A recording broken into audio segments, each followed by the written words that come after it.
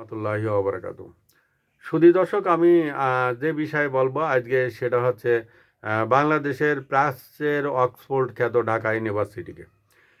প্রাচ্যের Oxford Dhaka university এটা এমন একটা জায়গা যেখানে ছেলেমেয়েরা মুক্ত মনে, মুক্ত হাওয়ায় পাখির মতন ডানা মেলে উড়ার জায়গা। কারণ এখনই তো তারা করবে। এখন তারা যদি মুক্ত মনে পাখির মতন মুক্ত হওয়ায় যদি না ঘোরে, তাহলে যখন সংসারী হয়ে যাবে তখন কিন্তু তাদের ঘোরার আর কোনো বয়স থাকবে না।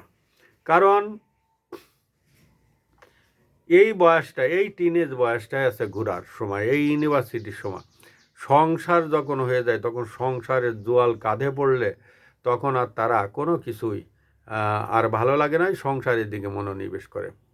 ঢাকা ইউনিভার্সিটিতে আগে দেখতাম, যখন আমাদের সময় ছিলাম, আমরা যখন লেখাপড়া করতাম কলেজে ইউনিভার্সিটিতে, তখন দেখতাম এই ছেলে মেয়েরা এই যে সামান্য কিছুদিন আগে ইউনিট সরকার আসার আগেও এই গুচ্ছ গুচ্ছ হয়ে ছেলে মেয়েরা বসতো। আবার দেখা যাচ্ছে জোড়ায় জোড়ায় বসতো, যাদের জোড়ায় জোড়ায় মিল আছে তারা জোড়ায় জোড়ায় বসতো। আবার গুচ্ছ গুচ্ছ কিছু ছেলেমেয়েরা এইভাবে বসতো।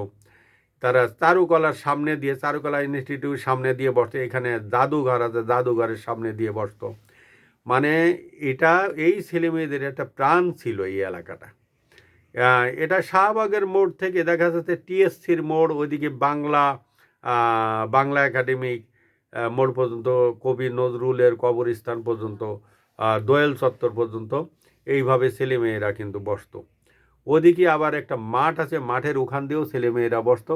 কিন্তু সেই মুক্ত হাওয়াটা এখন আর নাই।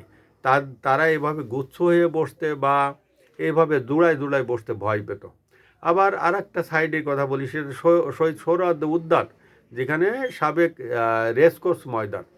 এই রেসকোর্স ময়দানের এখান দিয়ে বসতো এবং ওখানে একটা লালনের একটা আখড়া আছে ছোট্ট পরিসরে। এটা সম্ভবত এখানে পুলিশ ফাঁড়ি আছে, পুলিশ ফাঁড়ির পাশ দিয়ে যে লালনের আখড়া আছে এখানে। এখন এই 5ই আগস্টের 5ই আগস্টের পট পরিবর্তনের পর এই লালনের আখড়াটা এটা ভেঙে দেওয়া হয়েছে। লালনের আখড়াটা ভেঙে দেওয়া হয়েছে। এটা ভাঙিছে কারা অবশ্যই জানে। ওখানে আবার শহীদ সোহরাওয়ার্দী উদ্যানের যে স্মৃতি জাদুঘরটার ছিল, ওখানে শহীদ সোহরাওয়ার্দী উদ্যানের অনেক স্মৃতি ফলক ছিল, শিখা অনির্বাণ ছিল, সব ভেঙে ফেলা হয়েছে। ফুয়ারাগুলো ছিল ওখানে, সেই ফুয়ারাগুলোর সেই পাইপগুলো ভাঙে ভাঙে এটা নিয়ে গেছে, একদম পুরা এটা মাটির সাথে মিশিয়ে দেওয়া হয়েছে। এখন কয়েকজন ছেলে মেয়ের সাথে কথা বললাম, তারা বলছে কি এখন আর আমরা এখানে বসতে ভয় পাই। একটা অজানা আতঙ্ক, কে কখন এসে আমাদের হানা দেয়, একটা ভয় পাওয়ার কারণ আছে। ঢাকা ইউনিভার্সিটির এখন তো কি বলবো, মানে আসলে কোন ভাষায় বলবো বুঝতে পারছি না। ইদানিং আমি যখন এই কন্টেন্টটা করছি তার একদিন আগে একজন মহিলা দেখলাম এই মিডিয়ায় সাক্ষাৎকার দিচ্ছে যে আমরা পুরুষ নেতৃত্ব মেনে পুরুষের অধীনে কাজ করার জন্য আমরা নারীরা এটা এইটা আমরা মেনে নিছি, দাবিটা মেনে নিছি, কারণ এটা কোরআনে হাদিসে আছে নাকি যে পুরুষের অধীনে কাজ করতে হবে। আমরা দেখি যে পুরুষের অধীনে মেয়েরা কাজ করে না নারীর অধীনে কাজ করে, আমরা অনেকেই দেখেছি। এখন এই বিষয়ে কোনো মতামত জ্ঞাপন করতে চায় না।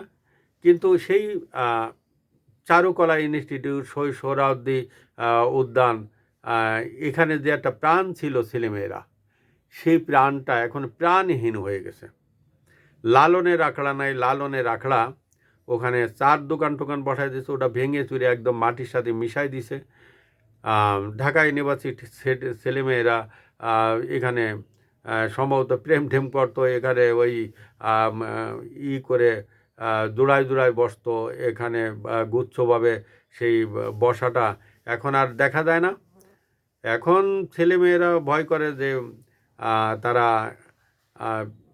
অজানা আতঙ্ক, সম্ভবত ইসলামী কিছু দল আছে যে ইসলামী দলের ভয়ে তারা এই জিনিসটা এখন আর করতে সাহস পাচ্ছে না। অনেক ছেলে যারা ইউনিভার্সিটিতে পড়ে ভার্সিটিতে পড়ে অনেক ছেলে মেয়েরা সাধারণত মুক্তমনা, সেই মুক্তমনাভাবে তারা এখন ঘুরতে পারে না, তাদের স্বাধীনতা নেই, তাদের স্বাধীনতাকে খর্ব করেছে অজানা আতঙ্ক। একটা অজানা আতঙ্ক তাদেরকে কুড়ে কুড়ে খাচ্ছে। এবং অনেকের একটা অভিযোগ যে আমাদের ক্যাম্পাস, আমাদের এলাকা, আমরা এখানে লেখাপড়া করি, অথচ আমাদের এখানে কোনো স্বাধীনতা নাই। কারণ আমরা 24-এর 5ই আগস্টে পট পরিবর্তনের সময় পরে দেখেছি যে ঢাকা ইউনিভার্সিটির একজন সাধারণ কর্মচারী একটা ইউনিভার্সিটি পড়ুয়া মেয়েকে কীভাবে হেস্তনেস্ত করলো, তারপরে তাকে পুলিশ নিয়ে গেল, তারপরে তার জামিন হলো একদিনের ভিতরে, তারপরে ওই যে কুরবানির গরু সাজায়, সে কুরবানি গরু সাজানোর মতন তাকে সাজায়ে এই মৌলবাদীরা কীভাবে নিয়ে গেল, যে কুরবানির গরু সাজায় নিচ্ছে। পরবর্তীতে দেখা যাচ্ছে আমাদের এই পিনাকি সাহেব ফ্রান্সের থেকে একটা ভিডিও করলেন তাকে নিয়ে, যে এই ছেলে তেমন একটা ভালো না, তার এক ফেসবুক পেজের বিভিন্ন জায়গা অনেক খারাপ ছবি পাওয়া গেছে, এই করেছে, এই ছেলে নিজেই ভালো না, অনেক কিছু, কিন্তু সেটা নিয়ে কিছু হয়নি। কিন্তু আমাদের ক্যাম্পাস আমরাই পর, আমাদের ক্যাম্পাস, আমাদের কোনো অধিকার নেই, আমাদের মুক্ত মনে ঘোরার কোনো অধিকার নেই, এইটাই আসছে স্টুডেন্টদের মনের খেদ, মনের একটা আতঙ্ক, মনের একটা কষ্ট, একটা দুঃখ। আসসালামু আলাইকুম ওয়া রাহমাতুল্লাহি ওয়া বারাকাতুহু।